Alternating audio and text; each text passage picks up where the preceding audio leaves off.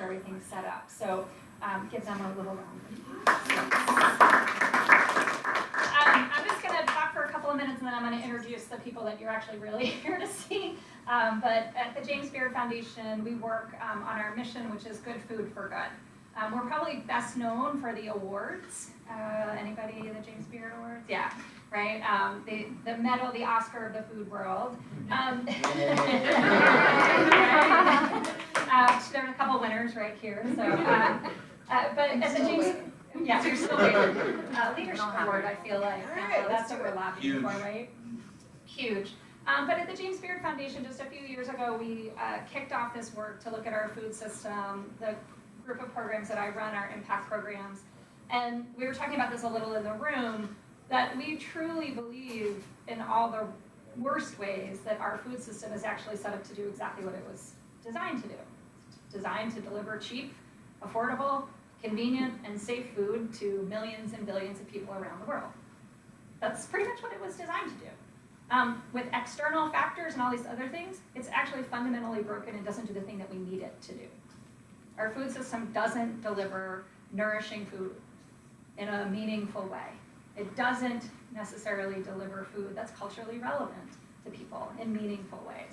It isn't always regenerative and in supporting local economies and helping us combat climate change and sustainability, right? It is a system that works in all the ways that it was set up to do, and now doesn't work at all for the things and the people in the communities, even our planet, in the way that we need it to.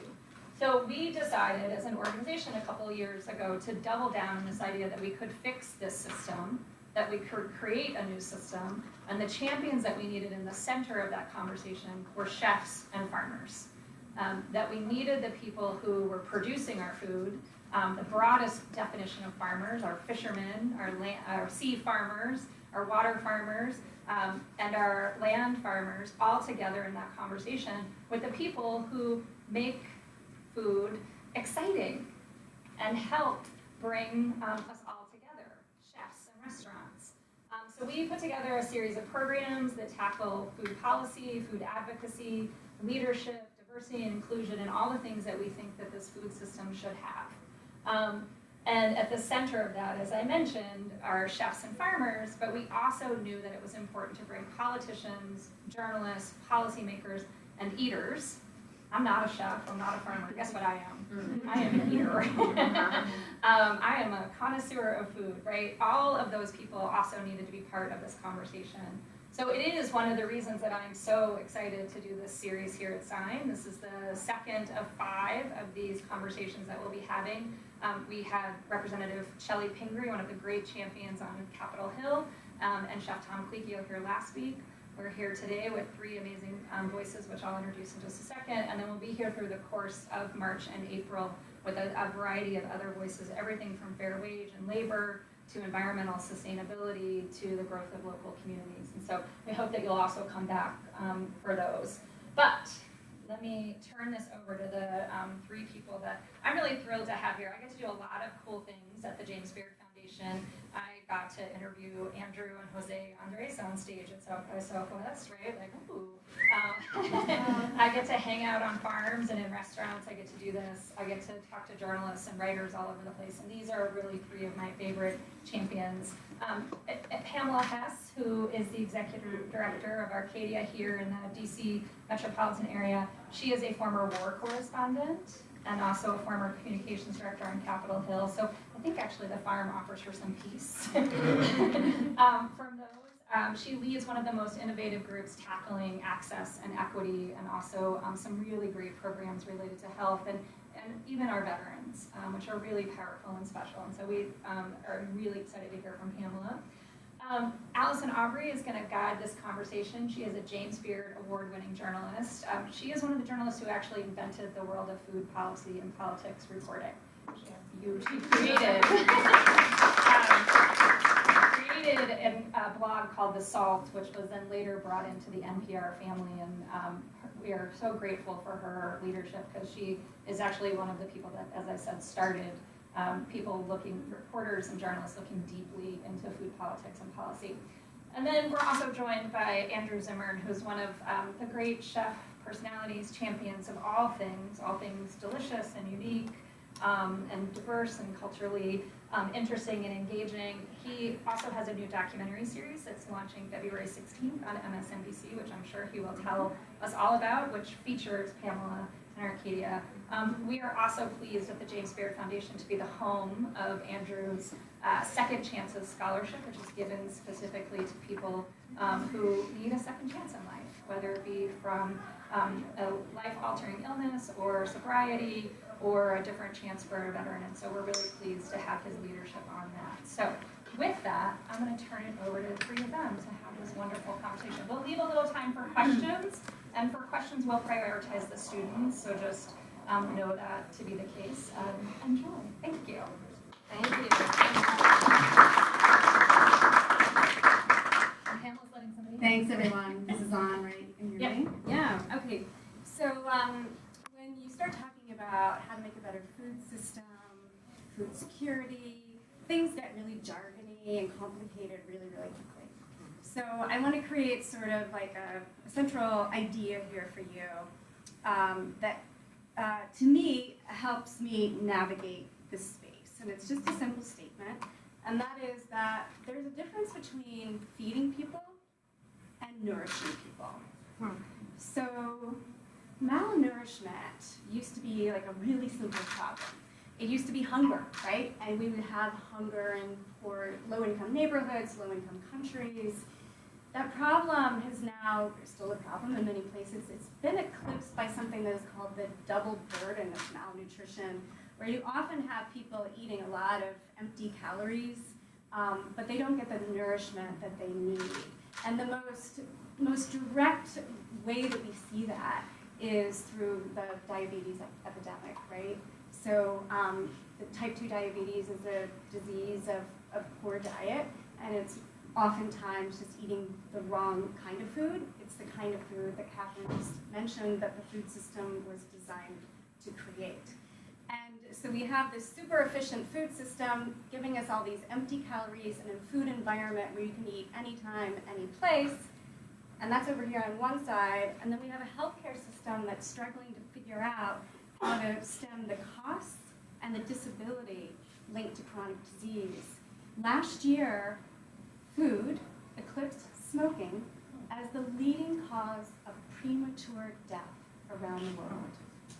Poor diet eclipsed smoking as the leading cause of premature death. I want to hand it over to Pamela to begin with, and then we'll start talking about your documentary. Arcadia is such an important group because they're really focused on three important terms in the food movement, and that is access, affordability, and opportunity. And so much of what Pamela does is to help people see that there isn't just one food system in the country. I'm going to let her take it from there. Yeah. Spoiler alert, there are two food systems. So I'm Pam, please. Stop the Pamela nonsense. Getting in trouble, I feel like. So as Katherine said, I was a military reporter for my career, national security. A proud graduate of the American University School of International Service. I ended up as a reporter, and one of the things I got to do as a reporter was to cover the wars in Iraq and Afghanistan. I spent a fair amount of time in Iraq, a little bit in Afghanistan, and consequently spent a fair amount of time visiting people who had been injured at Walter Reed. And as you know, the most common visible injury of the wars in Iraq and Afghanistan is a lower limb amputation, and that comes from an improvised explosive device blowing up from the bottom. In fact, when you're in a vehicle, you're often counseled to put 1 foot forward, 1 foot back. If something blows up, you might be able to keep one leg. So that's a sobering thing. So when I came back and I would visit folks who had these pretty grievous injuries, that was my frame of reference. In 2013, when I became the executive director of Arcadia, I really had no food system experience. I'm not quite sure how I got the job. I'm very glad I did. But when I went out in one of our programs, which is our food access program, it's the mobile market. We've been serving Washington. This will be our 9th season, selling beautiful, freshly harvested locally grown fruits, vegetables, sustainably raised meats at affordable prices in neighborhoods that don't have grocery stores and don't have any other way of accessing that food. Neighborhoods that have high use of food stamps or SNAP, and low car ownership and no grocery stores typically in the neighborhood. In Ward 8 in Washington, which is one of the 8 neighborhoods of DC, there is one grocery store for 80,000 people. I live in Capitol Hill in Ward 6. There are 13 full-service grocery stores for people in my neighborhood. So you can see there's an inequity right there. But the first time I went out in our mobile market, which is making sure that at least 10 times a week in 10 locations across the city that otherwise don't have fresh, healthy food, they get it. I saw a lot of people with lower limb amputations, and I said to my staff, wow, there's a lot of war veterans here, and they were like, this isn't war, this is diabetes. And then it was explained to me that frequently what happens when you have diabetes, particularly if you don't have money, and 10 times more likely if you're African American than if you're not, you end up with necrosis and they cut off a part of your body. And so I went and looked at the numbers, and at the time, I guess it's now about 17 years of war in Afghanistan and Iraq. There have been about 2,000 amputations with a very determined enemy who looks every day for ways to blow up American bodies. And in the United States, in any given single year, there are 70,000 amputations from diabetes. And this is caused by the food that we eat, the food that we promote, the food that we make cheap and ubiquitous. So Arcadia is working to create a different kind of food system. And so I live on Capitol Hill, and it's a neighborhood that has gentrified tremendously in the last 30 years. And I remember, before I was involved in this world, walking out of my front door between the Metro and the 7-Eleven and the CVS on one end and a low-income housing complex at the other end of my street. Every morning I would see Little Debbie snack cake wrappers, and I would always be like, those kids and their bad diets. And it wasn't until 25 years later when I was working at Arcadia that I began to understand, oh, this is what's affordable, this is what is tasty, this is what is marketable, and this is what is accessible and available. And that's why those kids are eating that food. And we've seen complete changes in what people eat once you give them affordable, regular, convenient access.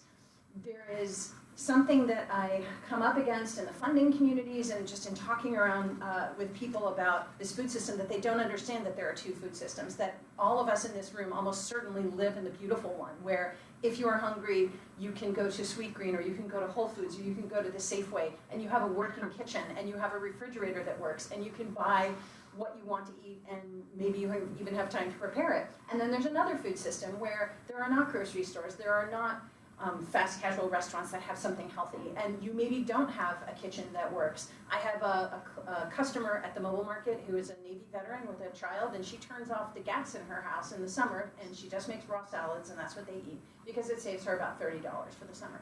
That's how tight people's budgets are, and there is a whole food industry that is built up to serve that, and they're not just serving it, they're shaping it, and they're keeping people locked in it. Americans believe that food should be cheap, and we can talk about all those reasons why. But that's what Arcadia does, and what I want to tell you is that the customers that we have are not people who are making bad choices. They are people who are choosing the best that they can of the choices that are offered to them.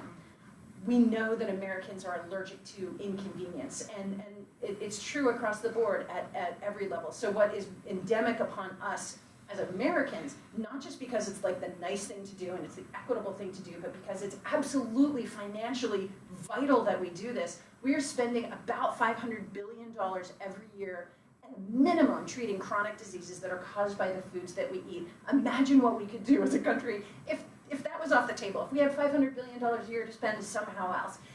And that $500 billion is directly the result of the food that people can afford and have access to. All of us in this room almost certainly are part of the good food system, and if we're overweight, or if we're sick, or if we have a chronic disease, you can start questioning our choices. But I will take you outside if you want to question the choices of the people who shop at the mobile market, because in many cases, we are the only choice that they have, 1 day a week for 2 to 4 hours. Wow, right? When I first heard her give that spiel, I thought to myself, yeah, I need to leave journalism and do that. Anyway, but it takes all of us coming at this from different roles, right, Andrew? Well, and you have, sure. Yeah, tell us how you found Pamela and her work, and how your new documentary or series on MSNBC helps to shine a spotlight on her work and others. Because it's a big question, and I think Pam just raised some incredibly valuable information for all of us to chew on.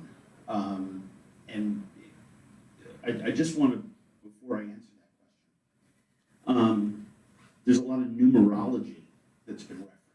You referenced numerology. There's a number of solutions, a number of ways, and Pam talked about 2 food systems, and there are 2 very distinct food systems. And this gap between the haves and have-nots keeps widening. It's not actually getting better. All of our solutions, all of our attention to it, all the awareness paid to this, especially in the last decade, where you really can't open a magazine or a newspaper, and you know, my Twitter feed is, you know, No Kid Hungry is on every other tweet. I mean, there's an amazing amount of awareness, but to a very large degree, we're filling a bucket with water that has holes in the bottom of it. And this gap keeps widening and widening because of what I see as leadership, awareness, and education issues, which is why when I wanted to turn my attention to the next thing that I wanted to do in television, I think of myself as a storyteller. I wanted to go with the things that fascinated me the most. My first 14, 15 years in television, most people saw me as, a fat white guy that went around the world and ate bugs, which was great for the 20, 30% of the 60%, 70% of the audience for my content that wanted entertainment. I wanted to make television on an entertainment network because I knew that would get my serious, the 30% of serious cultural conversation into 160 countries, 170 countries, depending on what year and what the distribution platform was. So it was a Faustian bargain that I entered into very, very willingly because I wanted to spread this gospel of cultural awareness. When I decided to move on and turn my attention to something else, I felt that my obligation as someone who'd been around for a couple of years and had a decent-sized platform and could have the opportunity to tell those stories. I mean, try to get a TV series on a major news network. I mean, that's not like saying you just kind of walk in and start up and they say, "Oh yeah, that's a great story." I mean, it took years to get this launched. And so when we started to create What's Eating America, we started out with 5 or 6 very broad, big topics. We tried to explore them as best we could and educate and illuminate and come up with solutions and offer some light on this awareness education issue for people and hopefully motivate them to make some change. And I started doing my homework, and our production people I've never walked into the office, and we had dozens of farms, dozens of advocates, and dozens of people to go talk to, and I just said, I don't want to talk to any of them, I want to talk to this lady. And you can see why. And I wasn't joking in the green room. Right before we walked in here, I was saying to Pam, we were talking about the episode, because we haven't seen each other since that day that we shot on the farm, and I didn't want to leave there, didn't want to stop having that conversation, because it's like dying of thirst in the desert and crawling around and finding someone else sitting underneath the palm tree in the shade saying, "Yeah, I'm thirsty too," and with 2 people we have a better chance of finding water. Eating well in America has become a class issue. I mean, it's just plain and simple. It shouldn't be. Eating well, what you refer to as nourishment, is in the greatest civilization in the history of the world. I'm old enough to remember a time where people talked about it as a national embarrassment 20 years ago. It's a criminal issue right now. If we're not a society that wants to just pick any of the places the public dollar intersects food, the most vulnerable people, our children in schools, people who are in jails and institutions, right? Unreturned citizens, the elderly that we push over a whole other conversation, we push off into a corner so we don't see them anymore and feed them the least, nourishing food. It checks the boxes for certain nutritional content, right?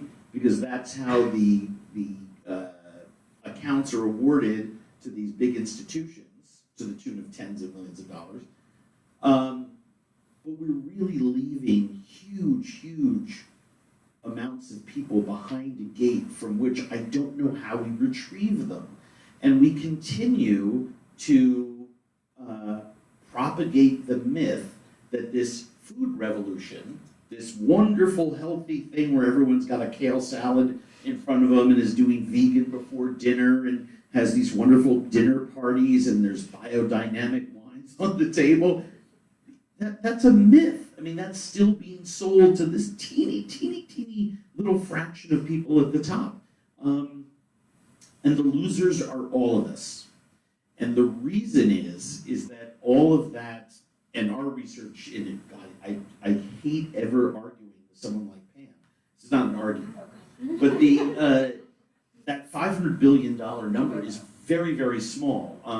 We actually have many experts in the episode that you were in that actually, once all the calculations are done on the 5 major food-related illnesses, it's about $1.5 trillion a year. Once you extrapolate all the cost to all of us with what we're paying into insurance and all these other things, the reason our rates are so high, right? The reason why medical costs in America, I don't want to get sidetracked into a whole other set of issues, but one of the reasons they're so high is that we have so many sick people when in fact, as Pam is so fond of saying, you can pay the farmer or you can pay the doctor, but you're going to pay one of them.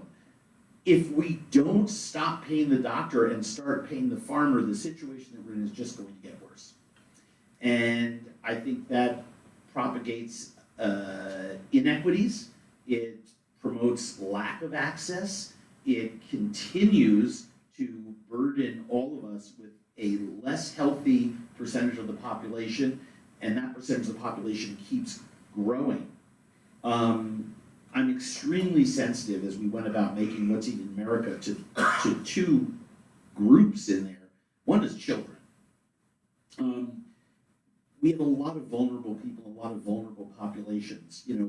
Pam does a lot of work, and Arcadia does a lot of work with veterans, and we've profiled a whole bunch of farms that have different programs helping vets, come back into society. I work with a lot of returning populations, people coming out of institutions and jails, and so I'm very sensitive to that. But children cannot make choices for themselves and advocate for themselves. A 6-year-old child is just going to eat what's in front of them. And, things like a national school lunch program, the rip-off that we're all experiencing. You talk about a waste of dollars, and tax dollars that are going in. Kids get taught for free in public schools. They get, their ride to school for free if they so choose it. But the food system is rigged like the worst restaurant you've ever experienced. Where, the minute you were talking about diabetes, those little Debbie snack cakes, we were shooting with some first graders. We just sat in the lunchroom for 2 days and just ate with the kids. And the littlest kids eat first, and they happen to come to school a half hour before the older kids. And so I went to the school at the beginning of the day. A lot of the kids did not have a healthy breakfast. They didn't want to eat right away when they got up. They were rushing, or their parents, we had to get to school. We were late. Mom was right. No, not blaming mom. I'm a parent. I struggle sometimes to get the kids out the door, right? So the kids come in, they're hungry, they go to the lunchroom, it's 10:45, 11:15, I forget which one, but they were the first ones in the lunchroom. And on their tray is a giant fat, Otis Spunkmeyer cookie in a plastic wrapper, and a chocolate milk, because they have a choice, right? And if I'm a 6-year-old kid, and by the way, there used to be teachers. Where was this? This is in Iowa. Okay. There used to be teachers patrolling the lunchroom to suggest, hey, eat your vegetables and then you can crush your cookie or whatever, right? Just some average sort of parenting. But now they don't have enough teachers there. And that half hour is the only time most of those teachers can return a phone call from a concerned parent, like doing really valuable work. The teachers are skipping lunch. They're like shoving, Cliff Bars into their mouths, right? Because they don't have time to eat, because it's the only time that they can catch up on email or deal with a child that may be having an issue. So I'm in the lunchroom, every single kid there, cookie, chocolate milk, right away. So these are little 45, 50-pound bodies. They're kind of full after chocolate, they pound down the cookie and the chocolate milk. And I looked at several of them who were across from me. I said, "Do you ever get tired about an hour or 2 hours after you're eating? Because your last year when you were in kindergarten, whatever, you had nap time. Like, sometimes I just fall asleep at my desk." Well, no wonder.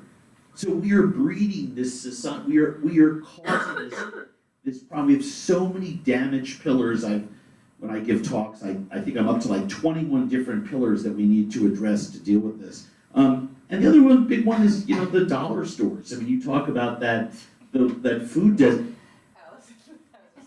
So I just had a story air on CBS Sunday Morning on dollar stores. Oh, I'm sorry, I didn't see that. Oh no, it's okay. It aired in December, and it sort of actually showed there are now more dollar stores. Anybody see it? Raise your hand here. Yeah.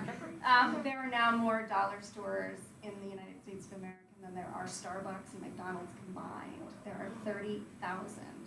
So I went to Iowa and Georgia and North Carolina and places where there's no grocery store left, and the dollar store moves in, and we documented 3 instances where when Dollar General moved in, the last independent grocer closed down, because guess what? When the independent grocer loses 30% of their revenue right off the top from all of the stuff that the dollar stores sell, and they're the last one left selling fruits and vegetables, they can't make it as a store. And dollar stores don't sell fruits and vegetables, just so you know. Right, and all of the high margin stuff, is being anything you can make a high margin off of, the dollar store selling anything you can't, they're not. So we went to a town in Iowa, and think about this. Mobile? Yes. So did we. When did you go to Mobile? July. How did you both select Mobile? How did we both go to Mobile? Well, I think I have a guess. I mean, because any researcher will sit there and go, where's the highest concentration of stores that have opened in the shortest amount of time? And it was something that I actually looked at someone and I'm like, there's no way like $1,400 stores opened in a 300-mile radius in the middle of central Iowa. And they're like, no, really, Right. it did. Right. And the dollar stores actually target communities where the supermarkets are struggling. Right. Because they know that their revenues will escalate quickly over a certain number of months, so they're able to recoup the money spent on opening the store. So you actually find, if you go and you start going community by community, that anywhere from 16 to 24 months is about as much as a grocer who's on the fringe. And you have people driving 20, 30 miles just to buy a tomato. So ultimately what happens? They stop buying it because those people who are wondering about that $30 savings, that next economic class above them, what we used to call the middle class in America, is struggling. That's time and money, that grocery store trip. And so they stop making it and they just start feeding kids based on what they can get out of the dollar store. It is one of the sickest scams being perpetrated on all of us. I was just horrified. Well, I will say that I spoke to Dollar General at length, and they wouldn't talk to me. They like you. You're nice. And there's 2 sides to every story, right? It's a hugely profitable chain. It's a darling of Wall Street. It's incredibly profitable, and they have a model that any other retailer would like to emulate, given the state of retail in America. They have started carrying fresh fruits and vegetables in 3 to 5% of their stores, about 400 stores, right? And so I said to them, what are you finding so far about the profitability of the stores where you're putting in the fruits and vegetables? And their answer was, they're doing well. They are doing well. Because like Pam says, people will buy it. If it's there, that people want a nice tomato. Right, and so there is a complexity to this issue where it's always easy to blame, and it would be easy if the only bad dynamic in this whole problem were one bad chain. That would be easy, right? But the dollar stores, they are a reflection in some ways of demand, right? And so we have a societal failing here, right? We have a lack of education to teach people about why you would want to eat well. We have a lack of affordability because of the divide between the have and the have-nots. We have a multiplicity of problems feeding into this. And so I feel like when you look at this situation in the aggregate, and you say, I went to a dollar store in DeKalb County, Georgia, which it's a little bit like, it has a very, very, very high income neighborhoods, largely high income African American neighborhoods, and some very low income neighborhoods. It's adjacent to Atlanta. And if you go into the section that is still fairly low income, what you'll find is food trucks, just like yours, set up once a week, right, at the local high school, right? And so we met people who'd gone to the Dollar General to buy their staples, and then drove down the street to the mobile bus parked at the high school, which only does it seasonally, right? They're not open much of the year, and it's just once a week to get their fruits and vegetables. And I thought to myself, wow, there's an opportunity here. Take the truck and put it in the Dollar General, right? You know, why this, you know?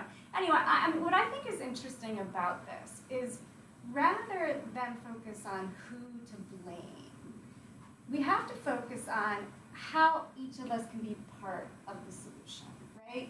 And we talk a lot about, you know, this problem of 500 million, you know, whatever the number is to treat type 2 diabetes, and it's easy enough to state the problem.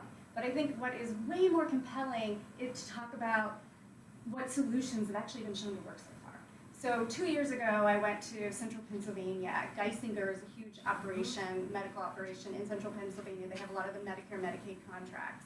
There's an area in central Pennsylvania which has a very high density of people who are food stamp recipients, who are SNAP recipients, who also have elevated A1Cs.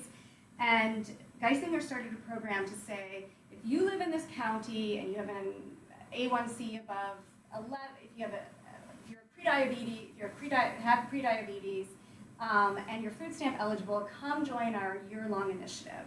For 1 year, they gave people all of the fresh food they could possibly eat. It was a collaboration with the local food bank. Every week they would give them cooking lessons, and they created a community of people who were into the idea of behavior change together, which is a very powerful component of changing behavior. And they basically said, let's see what happens using all these different metrics. We talk a lot about the cost of treating type 2 diabetes. What's the cost of reversing an elevated A1C? So keep in mind that anything over 7 is diabetes. Anyway, there's a cutoff line for how high your blood sugars can be before you have type 2 diabetes. So they took all these folks, they put them in this year-long program. At the end of 1 year, they found that for each participant, the average saving in medical cost was $7,800. And you think about that, and you think about how quickly you could draw down this number, right? This 500 million or billion, or whatever it is.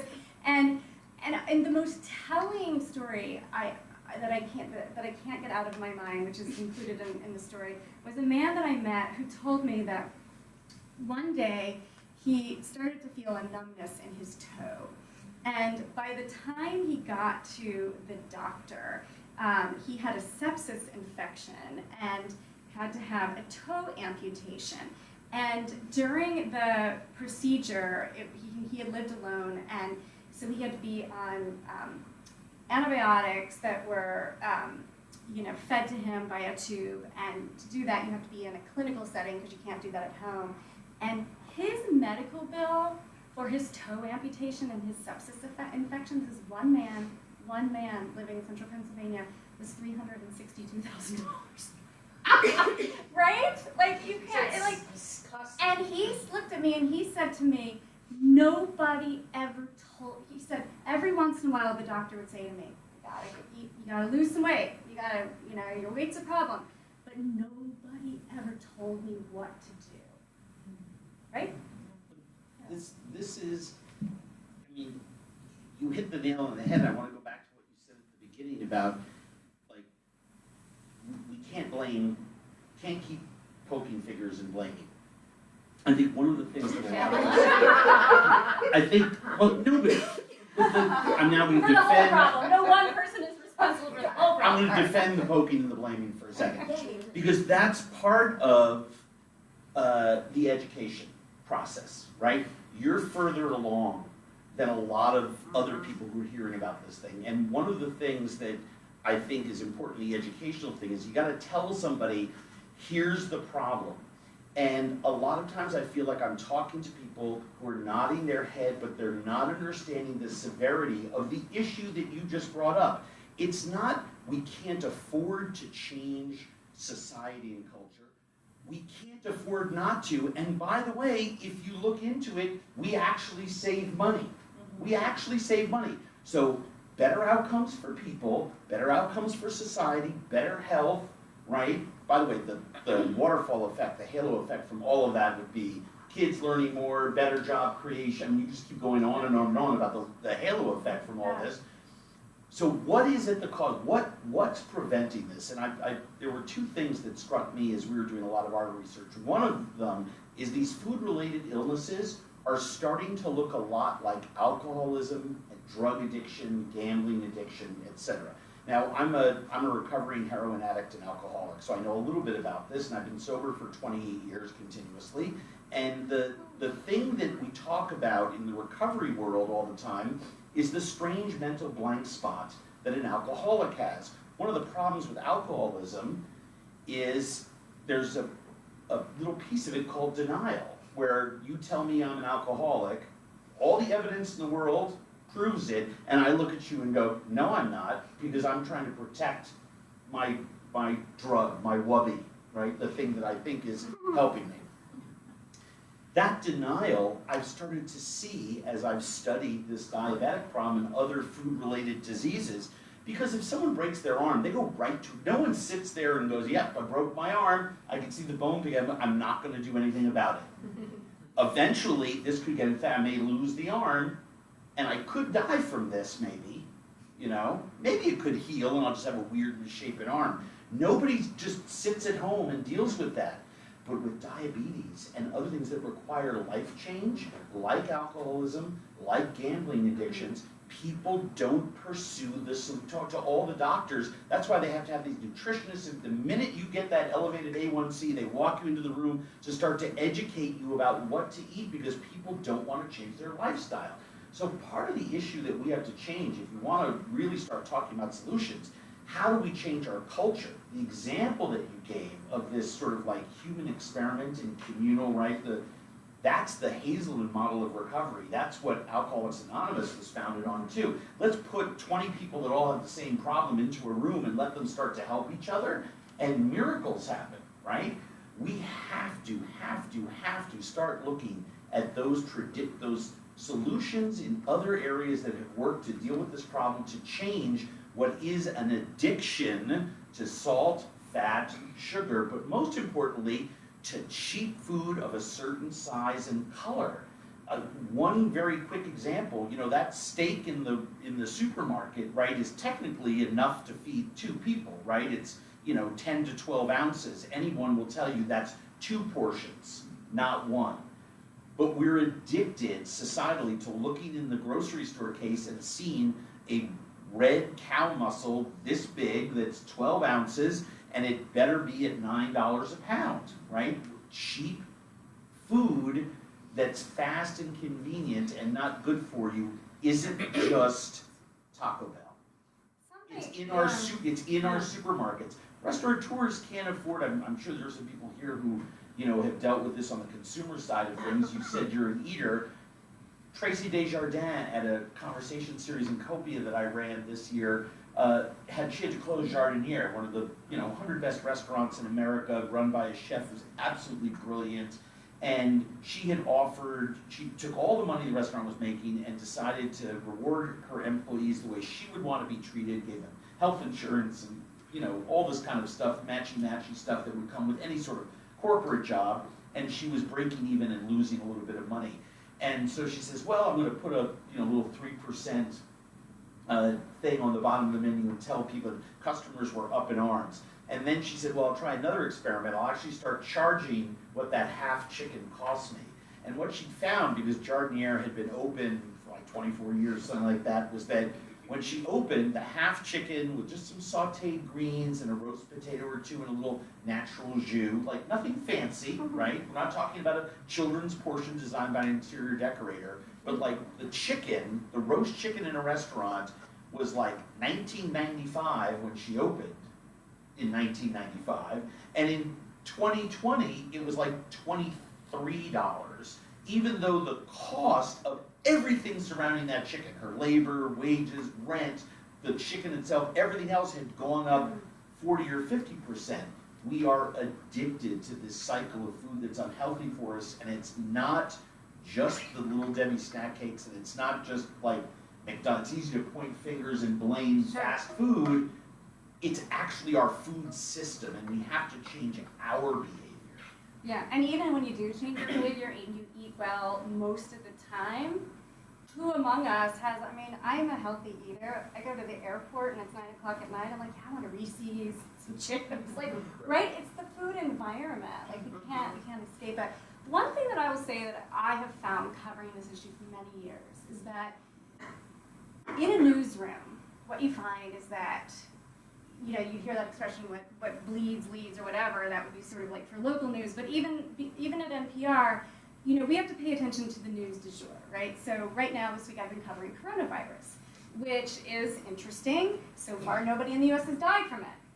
400 people in China have died, but thousands and thousands of them have been exposed and gotten sick, and they'll be fine. We will survive this infectious disease. We will survive. We'll all create antibodies, and it will be hopefully something that we can control.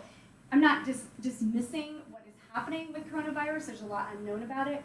But we as human beings are focused on the urgent rather than the important.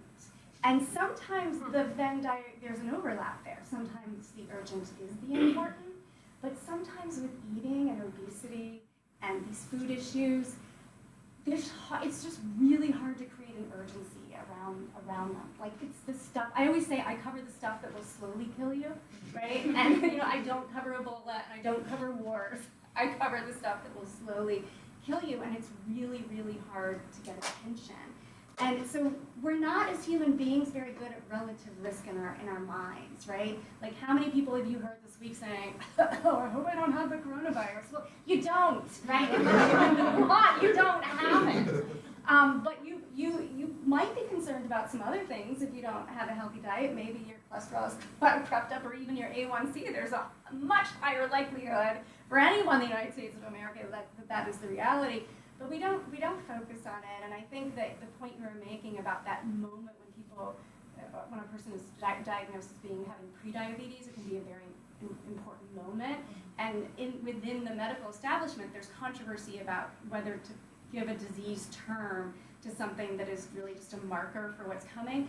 And some people will say, but I think it's very important to call prediabetes, because it's that moment where you say, oh man, maybe I'll have to do something. And you need to get back into the conversation. No, this is totally interesting, and I could sit here quietly, which my staff would find hilarious. But because you guys are singing my song, and I'm learning so much. There's one thing to say is that if you tell someone that they're pre-diabetic and you tell them what they should eat, and they say, I don't know what to eat, you tell them what to eat, You have changed nothing if people cannot easily get that food and it is affordable and it is convenient. These things have to be taken care of. The trick, the complexity and the hard part about the solution to this is, and it's something I say a lot for everything, is it's a Rubik's Cube. There are so many different pieces of it that have to align all at once. You have to tell people what to eat, you have to have education, but you can't just leave it to education, because if people can't buy the food, then, and they don't have a place to buy the food, then all that education in the world isn't gonna help, and all the healthcare in the world isn't gonna help. And if you're not changing the culture around what we're willing to pay for food, you are very quickly, as we're seeing it right now, putting farmers out of business that can grow the food that can actually improve healthcare. And this $360,000 bill, he didn't pay that. No, of course not. We paid that. We have, I think that there's something, another level to take this up to is the healthcare debate, and it's that what would happen if we had single payer healthcare and now all of a sudden there was a public interest behind lowering healthcare costs. The pharmaceutical, I'm not gonna sit here on Facebook Live and say that the pharmaceutical industry is conspiring against us, but capitalism is a powerful drug and profits are the order of the day. And when you're curing a disease, you're making a profit. When you are preventing disease, you might not be.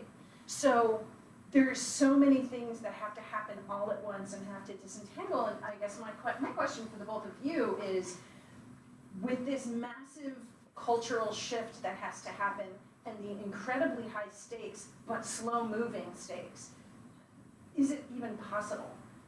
Am I wasting my life? But sadly, my fear, and I think about this every day. I think about this every day, because when you started to talk about capitalism, you know, the majority, I talk to my law enforcement friends, you know, like whatever the cute statistic in the policing world, you know, like 90% of crime is related to either sex, love, and money, right? I mean, those are the things that like motivate us in just to incredible lengths, right?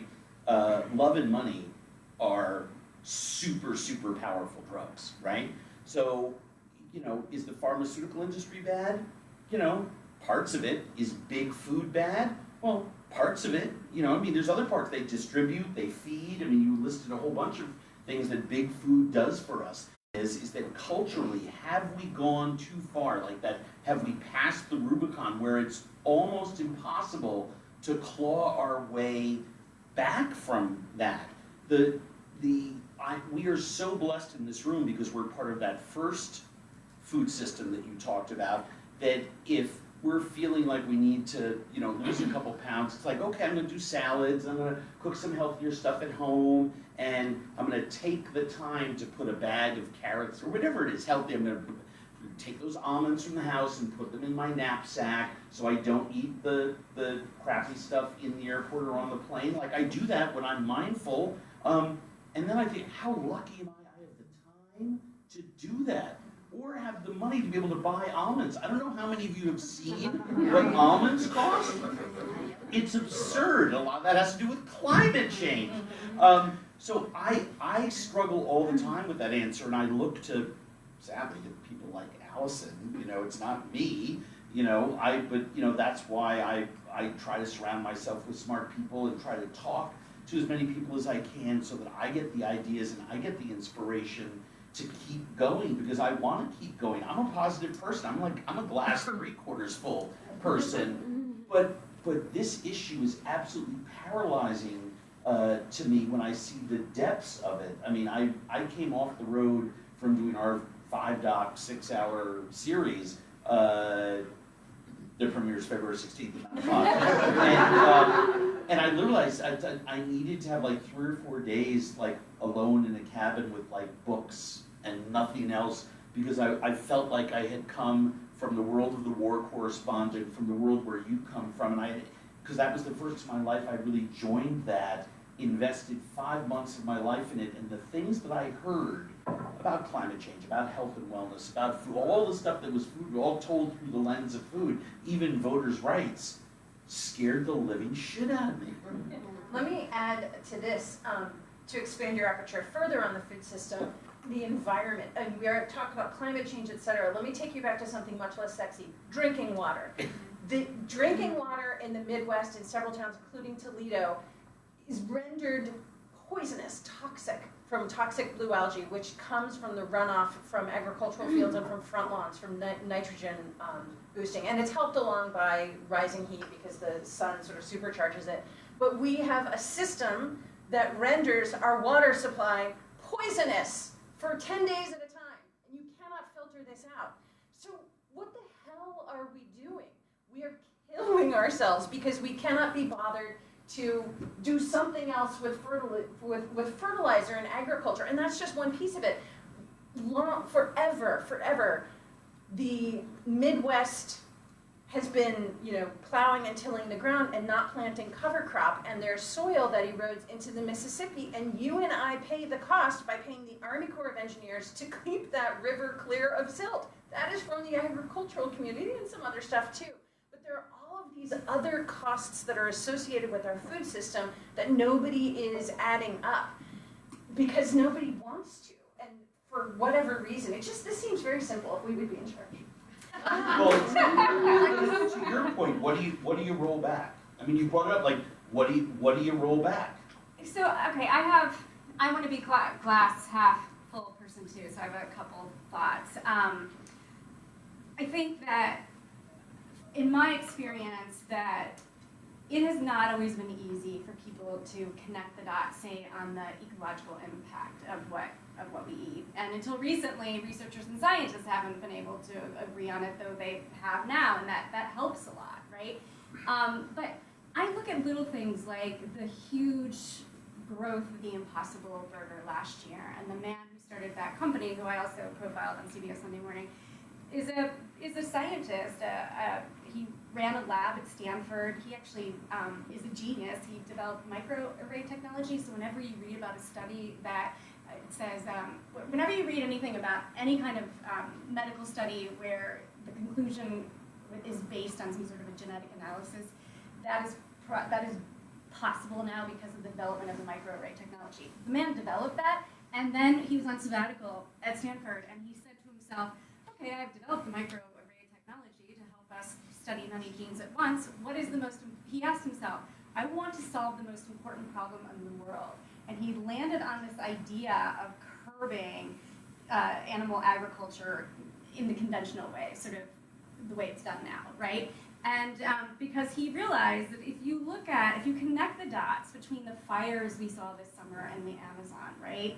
And the land use changes needed to grow the grain, 40% of the grain grown around the globe is not grown to feed us, it's grown to feed animals, so then we eat the animals. Think about the land use element of that. And most of that is forested land where you have to clear cut it, right? So when we hear about loss of forest in the Amazon and the problems there, you can actually directly tie it to the amount of meat the world is demanding. It doesn't mean that we all have to become vegans tomorrow, but if you connect that dot and you now realize that there's an ecological cost to your dietary choices, you're now a lot more empowered to eat differently, right? And I'm not saying that what he has done has led to any kind of wholesale change right away, and I'm not even suggesting that everybody needs to become, a vegan. I think that there's lots of estimates out there. If you just, all I'm saying is that awareness is the first step, and I really, really do feel that there's a lot more awareness now, starting at a, You actually, I mean, this is why this kind of conversation is so important in this room, and why everyone here, the most valuable thing you can do isn't to go write a check to someone, but it's to grab a sentence. I will accept your check. Our community is really, really worth supporting. However, if everyone just emailed their whole list today and said, I heard this crazy, amazing conversation today, and just started to have these conversations everywhere, because quite frankly, what built up for me 3-4 years ago was well, what can I do, right? So I started to fool around with this vegetarian before dinner thing. you know, when you think about meat eaters publicly, I'm like a pretty famous meat eater, right? And, you know, I do, you know, 5-6 days a week I'm vegetarian before dinner. Some days I'm vegan before dinner. And the reason is that once I started this, I felt better. It turned out that I was getting logy in the middle of the afternoon. I could stop having that cup of coffee at 3 o'clock when I did it, but I felt like I was doing my part to stop eating as much meat, and I don't miss it at all. I mean, when do I would sit down at work and have like a big steak or something like that, but even just like not having a meat sandwich or a burger, whatever else that I was choosing to do, was such an important thing in my life, and I ended up, I'm healthier, I feel better, I'm more productive. So I do think actually that there are some prescriptive things that we can start to introduce and talk about to help with that very issue, because if we're going to like prevent silt from falling into the Mississippi and we're going to prevent these giant toxic algae blooms, we actually have to address some of those issues. And I happen to think, you know, the folks who created Impossible Meat and all the other meat substitutes, Josh Tetrick, who has, you know, taken a plant-based approach to eggs and created an egg replacement, and a company was called Hampton Creek that's now called Just, and they make Just Mayo and Just Egg and stuff like that, and it's completely plant-based and delicious and fantastic. You start to add up all these solutions, and it's moving huge amounts of people off of that addiction to the stuff that is impacting our environment maybe more than your individual diet. Yeah, if I can just make a quick pitch for farmers, what I would dramatically prefer is that if instead of replacing our eggs with pea protein, we replaced our industrially produced eggs, where the animals are in many cases caged and mistreated and living horrible, terrible lives, and you have to wear a ventilator to go inside, and replace that with eggs that are raised on a farm where they're going to cost you probably 3 or 4 times more. Similarly, I'm certain that this is the case with you, but the meat that you eat less meat, but rather than replacing it with something that is a meat substitute, because that's just feeding that beast. It's not a conscious way of eating. You're checking that same box. Instead, eat a plant-based diet, but when you eat meat, have it be from a local farmer who is actually using their animals to improve soil fertility and to capture carbon and to protect waterways and to move fertility around on the farm, and to protect birds and build habitat for pollinators and other insects. Do you know that we were in a massive extinction event with insects? It's unbelievable. There was just something, and I might mess these numbers up, but there was just I think a crawling insects survey in Puerto Rico, and they were down 95%. And on a German nature preserve, over the course of 20 years, on a preserve that didn't use any pesticides at all, and it was really big, they saw a 75% drop in flying insects. We are destroying the earth because we demand our burger when we want it. Mm-hmm. And you can do something significant by just deciding to spend, because we can, in this room we can, more money, find a good farmer, visit their farm, and decide I'm going to fill my freezer with their steaks and their chops and their ground beef and their pork chops, and then just eat that instead of supporting this massive global meat industry. And I agree with that 1,000%. I agree with what you said 1,000%. My but is, as I've been on the road for years and talking to people, it's actually 14, 15, 16 different, I think eventually we'll whittle down to better choices, but some people for that, there's either access issues or, you know, whatever it is, or it's not sexy to them culturally, and it's like, oh my gosh, I'm gonna get my plant-based egg, and I'm like, you know something? Yeah, I wish they were doing it your way, because that is, and it's not Pollyanna, and it's not utopian. I believe in it, and I believe it's possible. I just think some people, we have to move along that way. I love what Josh has done. He's a friend of mine. I love what Rob has done at Soylent. I love what they've done with Impossible Meat and all this kind of stuff. I use none of them.